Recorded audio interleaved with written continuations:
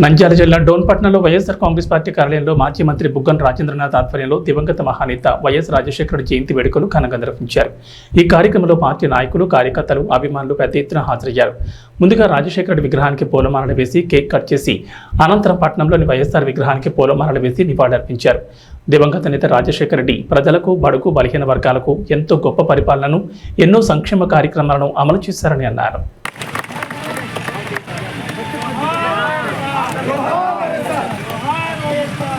ముఖ్యమంత్రి మహానేత doctor YS Rajasekhara Reddy గారి 75వ జయంతి సందర్భంగా ఇక్కడ డోమ్లో వేడుకలు జరపబడుతున్నాయి.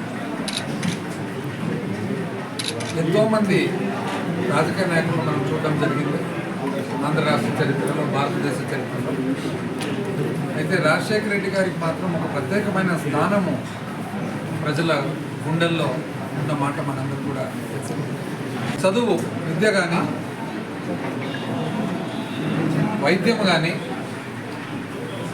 అన్ని ఆస్తుల కంటే కూడా గొప్ప ఆస్తి అని చెప్పి కనిపెట్టి ఫీ రియంబర్స్మెంట్ కానీ, ఆరోగ్యశ్రీ కానీ, మైనారిటీస్కు సంబంధించిన రిజర్వేషన్ కానీ, వెనుకబడిన తరగతులు ఎవరైతే ఉన్నారో వాళ్ళందరి